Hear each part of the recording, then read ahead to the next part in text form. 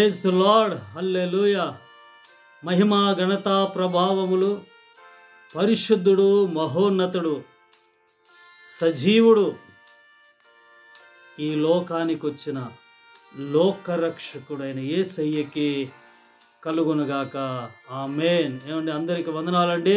దేవునికి స్తోత్రం. Happy happy Christmas, merry merry Christmas, merry merry Christmas, happy happy Christmas.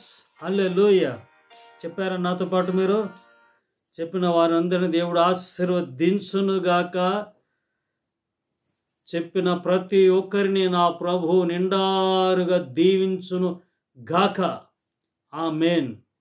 ప్రియమైన వాళ్ళారా, బాగున్నారు కదండి? క్రిస్మస్ సందడి, క్రిస్మస్ ఆనందము, క్రిస్మస్ ఆర్భాటాల్లో పడిపోయి ప్రార్థనలు చేసుకోవడాలు మానారా? వాక్యాలు చదవడం ఏమండి మానుకున్నారా? కొంపదీసి ఏమండి, అవన్నీ మానుకున్నారేంటి? మానుకోవద్దు. ప్రతిరోజు ప్రార్థనలు యథాస్థితిగా. ఇది పరివర్తన పండుగ అంటారు. నీ ప్రార్థన ఇంకా ఎదగాలి, నీ కానుకలు ఇంకా పెరగాలి, పెంచాలి, నీ ఆత్మీయ జీవితం ఎదగాలి. ఇది పరివర్తన పండుగ. క్రీస్తు అంటే పుట్టుక కాదండి. క్రీస్తు అంటే, క్రిస్మస్ అంటే పుట్టుక కాదు. క్రిస్మస్ అంటే నీలో యేసు ప్రభు నివసించడమే నిజమైన క్రిస్మస్. హల్లెలూయా. నీవు ఆయనలో, ఆయన నీలో నివసించాలి. Praise the lord. హల్లెలూయా. చూడండి, ఈ డైలీ బ్రెడ్లో క్రిస్మస్ ఇంకా జస్ట్ 4 రోజులు, 2 రోజులు అండి, ఇంకా 3 రోజులు మాత్రమే. 3 రోజులు కదండి, 3 రోజులు మాత్రమే ఉన్నాయి. 3 రోజుల తర్వాత ఈ మెసేజ్లు ఉండవు. క్రిస్మస్ మెసేజ్లు పొరపాటును కూడా రావు. మీరు వింటూ ఉండండి. 25 వరకే, కొందరి ఆనందం 25 వరకే ఉంటుంది. అది వారు పుట్టించుకున్న ఆనందం, వారు పుట్టించుకున్న ఆనందం. మీరు కలిగించుకున్న ఆనందము ఏమండి, మీరు కల్పించుకున్న, మీరు పుట్టించుకున్న ఆ ఆనందము 25 వరకే ఉంటుంది. 25 వరకే ఉంటుంది. నిజంగా యేసు ప్రభు నీలో ఉండి నిజంగా క్రిస్మస్ జరుపుకుంటే అది ఎల్లకాలము, సంవత్సరం మొత్తం ఉంటుందండి. Praise the lord. హల్లెలూయా. రండి, డైలీ బ్రెడ్లో ఈ రోజున ఒక వ్యక్తి గురించి మనం తెలుసుకుందాం. ఎవరో కాదండి, యేసుబాబు అయ్యగారండి. యేసయ్య తండ్రి గారు, బాబు గారి గురించి మనము చూద్దాం. ఆయన ఎవరో కాదు, యోసేపు. ఎవరండి? యోసేపు. మత్తయి సువార్త 1వ అధ్యాయం 16లో ఉంటుందండి. నేను చదువుతాను, మీరు ఆలకించండి. యాకోబు మరియా భర్త అయిన యోసేపును కనెను. మరలా చదువుతాను. యాకోబు మరియా భర్త అయిన యోసేపును కనెను. యాకోబంట మరియా భర్త అయిన యోసేపును కన్నాడంట. ఇదే మత్తయి సువార్తలో యాకోబు అంటే ఎవరు? ఏమండి, అబ్రాహాము, ఇస్సాకు, యాకోబు. ఆ యాకోబు గారు అనుకుంటున్నారా? కాదు కాదు కాదు. చూడండి, ఆయన వేరు, ఆ యాకోబు అయ్య గారు వేరు. కొత్త నిబంధనలో ఏమండి తగిలే ఈ యాకోబు అయ్య గారు వేరు, ఆ యాకోబు పుట్టిన యోసేపు వేరు. మీకు ఆధారం చూపిస్తాను. ఇదే 1వ అధ్యాయంలో 2వ వచనంలో ఉంటుంది చూడండి. అబ్రాహాం ఇస్సాకును కనెను, ఇస్సాకు యాకోబును కని, యాకోబు యూదాను అతని అన్నదమ్ములను. ఆ యాకోబు వేరు, ఈ యాకోబు వేరు. ఏమని? యాకోబులు, యూదాలు, అబ్రహాములు అని పేర్లు పెట్టుకుని అందరూ అబ్రహాం అయిపోతారా? అబ్రహాం అయిపోతారు కాదు. ఈ అబ్రహాం, ఈ యాకోబు, ఈ యోసేపు, వీళ్ళు వేరు. రండి, యోసేపు గురించి. యాకోబు అయిన ఏమండి, యాకోబు మరియ భర్త అయిన యాకోబు మరియ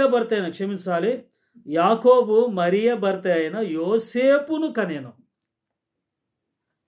అంటే ఆ క్రిస్మస్ హడావిడిలో ఉన్నాం కదా, అలా ఫ్లో వచ్చేసింది. ఏమనుకోకండి మీరు. మరి పెద్ద మనుషులు మీరు అందరూ పెద్ద మనసుతో కాస్త అర్థం చేసుకోండి. Praise the Lord. చూడండి, ఈ యోసేపు గురించి మనము తెలుసుకుందాం. ఎవరైనా యోసేపు ఎవరు, ఏమై ఉన్నాడు, అసలు వాక్యం ఏముంటుంది యోసేపు గురించి మనం చూద్దాం. అయితే యోసేపు అంటే అర్థం ఏంటో మనం చూద్దాం. యోసేపు అంటే గాడ్ విల్ యాడ్. చెప్పండి ఏంటండి? God will add. ఇంకొక అర్థాన్ని చూద్ది, గాడ్ విల్ ఇంక్రీజ్. ఏంటండి? God will increase.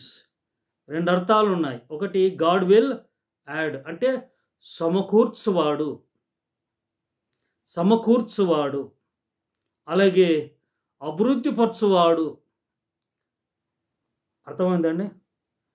He will add. Second one is God will increase. దేవుడు అభివృద్ధిపరచువాడని అర్థాన్ని కూడా ఇచ్చుద్ది. సమకూర్చువాడని కూడా అర్థాన్ని, రెండు అర్థాలు ఉన్నాయండి. అయితే హెబ్రీలో ఈ యోసేపును ఏమంటారంటే యాసాఫ్. ఏంటండి? చెప్పాలి. యాసాఫ్, YASAF, యాసాఫ్, యాసాఫ్ హెబ్రీలో. సరే, ఈ యోసేపును గురించి కొన్ని మాటలు మనం తెలుసుకుందాం. ఇదే మత్తయి సువార్త మొదటి అధ్యాయంలో ఈ యోసేపు 16 చదివాం కదండి. అయితే ఇప్పుడు 18లో చూద్దాం. 19 చదువుతాను నేను. ఆమె భర్త అయిన యోసేపు నీతిమంతుడయుండి, 18 కూడా చదువుతాను.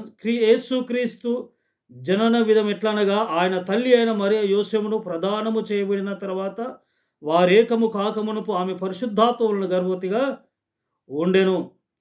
ఆయన తల్లి అయిన మరియ యోసేపునకు ప్రదానము చేయబడిన తర్వాత, మరియమ్మ ఎవరికి ప్రదానం చేయబడిందండి? ఎవరికి? ఏ వ్యక్తికి? యోసేపుకి. బైబిల్ అంత చక్కగా రాయబడి ఉంది. ప్రదానము చేయబడిన యోసేపు కదా. యోసేపునకు ప్రదానం చేయబడిన తర్వాత ప్రదానం మాత్రము జరిగిపోయింది. లోతుగా నేను వెళ్ళట్లేదండి. అంటే ప్రదానం, యూదుల ఆచారాలు, కట్టడలు కొన్ని ఉంటాయి. ఈ ప్రధానాలు అంటే ఏంటి, పెళ్ళిళ్ళు, కొన్ని పద్ధతులు ఉన్నాయి. వాటి గురించి నేనేం మాట్లాడట్లేదండి. అయితే ఇక్కడ ఏంటంటే 19వ వచనంలోకి వెళ్తే, ఆమె భర్త అయిన యోసేపు నీతిమంతుడయుండి.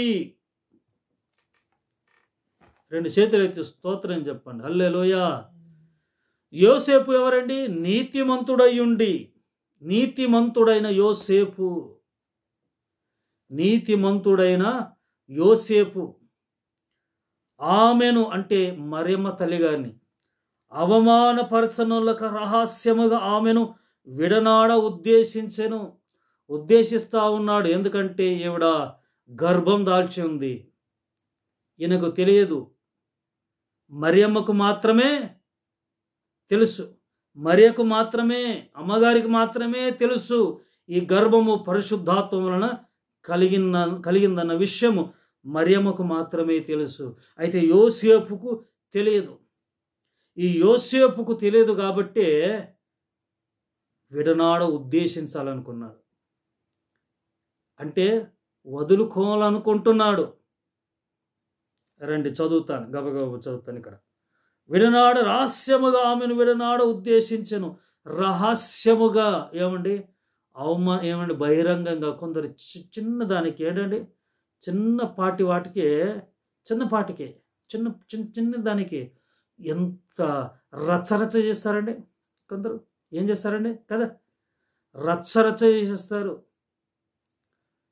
ఏమండి? కడుపును చీల్చుకుంటే కాళ్ళ మీద పడుద్దండి, అట్టాపు చేస్తూ ఉంటారు కొందరు. ఇంట్లో ఉన్న రహస్యంగా ఉండాల్సినవి రహస్యంగా ఉండట్లేదు. బహిరంగంగా ఉండాల్సినవి ఏమండి అంత రివర్స్గా ఉంటుందన్నమాట. సమాజం ఎలా ఉందండి? రివర్స్గా ఉంది.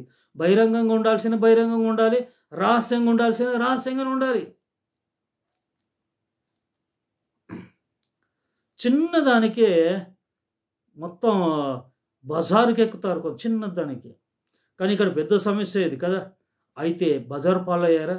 కాలేదండి. శ్రద్ధగా చూడండి. రహస్యముగా ఆమెను విడనాడ ఉద్దేశించాడు. ఎవరండి? నీతిమంతుడైన యోసేపు. టైటిల్, చక్కటి టైటిల్. ఆయన ఎవరండి? నీతిమంతుడు. యోసేపు ఎవరమ్మా? ఎవరు అయ్యా? ఎవరు? నీతిమంతుడు. చెప్పాలి, ముందు కూర్చున్న వారు చెప్పాలి. నీతిమంతుడు. నీ అంటే నీతిమంతుడైన యోసేపు. గబగబా వెళ్ళిపోదాము, సమయం మనకి. నీతిమంతుడైన యోసేపు అవమానపరచలేదు. ఇక్కడ నీతిమంతుడికి ఉండాల్సిన ఒకే ఒక లక్షణం ఏంటంటే, నీతిమంతుడు పిలవటానికి అతనికి అర్హత ఏముందంటే, అతను అనుకుంటున్నట్టు ఓ మంచి లక్షణం ఒకటే అండి, ఒకటే, విధేయత. ఏంటండి? ఆయనకున్నటువంటి ఒక సద్గుణం, ఒక మంచి గుణం ఏంటంటే విధేయత. ఎవరిలో విధేయత ఉంటుందో వాళ్ళు నీతిమంతులుగా పిలువబడతారు. హల్లెలూయా. చూడండి, ఆయన చేసిన పని ఏంటంటే 24 వచనంలో ఉంటుంది చూడండి. ఆయనంట చేర్చుకున్నాడు. ఎవరిని? తల్లి అయినా. ఇక్కడ డౌట్, ఇక్కడ అతడు ఈ సంగతి గురించి ఆలోచించుండగా ఇదిగో ప్రభుదూత స్వప్నముతో ప్రత్యక్షమై దావీదు కుమారుని యోసేపుని భార్య అయిన మరియను చేర్చుకున్నాడు. భయపడకు, ఆమె గర్వం ధరించి పరిశుద్ధాత్మము కలిగింది అన్న వెంటనే 24 వచనం ఉంటుంది చూడండి.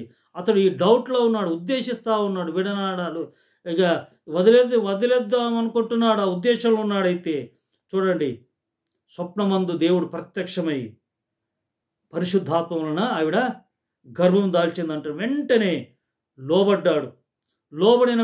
లోబడడం ఏంటండి? విధేయత.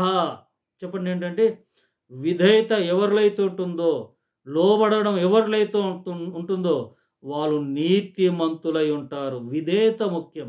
నీతిమంతులుగా పిలువబడే వారిలో ఉండాల్సిన ఒకటే సద్గుణం, మంచి గుణం ఏంటంటే విధేయత, లోబడుట. Praise the lord. హల్లెలూయా. చూడండి, ఏం చేశాడండి నీతిమంతుడు యోసేపు. 24 వచనం ఉంటుంది. యోసేపు నిద్ర మేలుకొని ప్రభుదూత తనకు ఆజ్ఞాపించే ప్రకారం చేసి తన భార్యను చేర్చుకొని. ఏంటండి? తన భార్య ఇంకా ప్రధానమే చేయబడింది. తన భార్యను చేర్చుకుంటాడు. నీతిమంతుడు అవమానపరచడు, చేర్చుకుంటాడు. రెండవది ఏంటంటే అది 13వ వచనంలో ఉంటుందండి. 13వ వచనం 2వ అధ్యాయం 13లో ఉంటుంది. తల్లిని బిడ్డను కాపాడుకున్నాడు. ఏం చేశాడండి? తల్లి బిడ్డను వారు వెళ్ళిన తర్వాత ఇదో ప్రభుదూత స్వప్నమందు యోసేపు ప్రత్యక్షమై ఏ రోజు శిష్యువును సంహరింపవలనని ఆయనను వెతకబోచున్నాను కనుక నీవు లేచి ఆ శిష్యువును ఆయన తల్లిని వెంటబెట్టుకొని ఐగుప్తుని పారిపో అంటే వెంటనే ఏం చేశాడండి? నీతిమంతుడైన యోసేపు యేసుబాబును అలాగే మరియమ్మను ఇద్దరు ప్రాణాలు కాపాడి, ఇద్దరిని తీసుకొని తన భార్యను బిడ్డను కాపాడుకున్నాడు. నీతిమంతుడు కాపాడుకుంటాడు, కుటుంబాన్ని కాపాడుకుంటాడు, భార్య పిల్లలను కాపాడుకుంటాడు. మూడవది ఏంటంటే ఓ మంచి భర్త, తండ్రిగా ఉంటాడు. అదే 2వ అధ్యాయము 3-4లో ఉంటుంది. 3వ అధ్యాయం 3-4లో ఉంటుంది చూడండి. దేవునికి స్తోత్రం కలుగును గాక. హల్లెలూయా. అయితే అరికెలాయు 22-23 అండి, క్షమించి 22-23, 2వ అధ్యాయం 22-23. అయితే అరకలాయు తన తండ్రిని ఏ రోజున ప్రతిగా యూదా దేశము ఏలుచున్నాడని విని అక్కడికి వెళ్ళవరిచి స్వప్నమందు అతని చేత బోధింపబడిన వాడు గలీల ప్రాంతంకి వెళ్ళి నజరేతును ఊరికి వచ్చి అక్కడ కాపురం ఉండేను. అక్కడ ఓ మంచి భర్తగా, ఓ మంచి తండ్రిగా ఉన్నాడు నీతిమంతుడైన యోసేపు. దేవునికి స్తోత్రం కలుగుగాక. చివరిగా ఓ మాట నేను చదివి ముగిస్తానంటే చూడండి, నీతిమంతుడు అని అంటే అతనిలో ఉన్న ఓ సద్గుణం ఏంటంటే ఒబేడ్, విధేయత చూపించాడు. ఏంటండి? విధేయత చూపించాడు. యోహాను 2:3-4లో ఉంటుందండి. ఆయనను ఎరిగి ఉన్నానని చెప్పుకొనొచ్చు, ఆయన ఆజ్ఞలను గైకొనని వాడు అబద్ధికుడు, వానిలో సత్యం ఉండదు. 3 అండి, మరియు మనం ఆయన ఆజ్ఞలను గైకొనేలా దీని వలననే ఆయనను ఎరిగి ఉన్నామని తెలుసుకుందుము. ఆజ్ఞలను గైకొనడమే విధేయత, ప్రేమ అయి ఉన్నది. Praise the lord. హల్లెలూయా. ఆయన ఆజ్ఞలను గైకొనడం.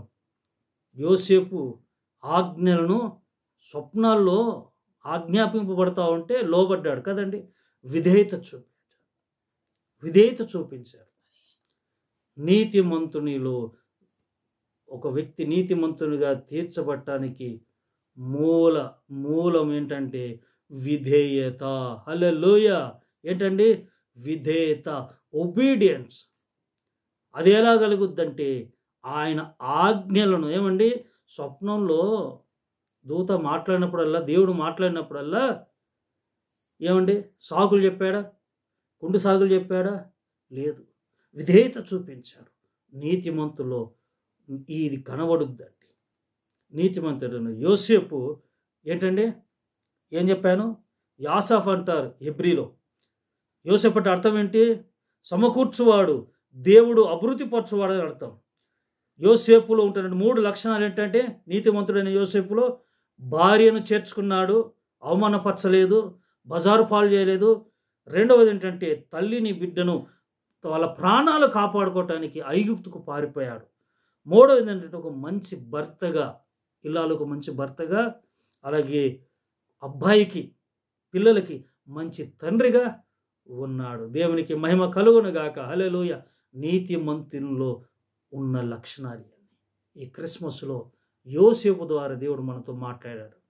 యోసేపు చరిత్ర వలన ఇదిగో యేసుబాబు తండ్రి గారైన యోసేపు ద్వారా దేవుడు, పరిశుద్ధాత్మ దేవుడు మనతో మాట్లాడాడు.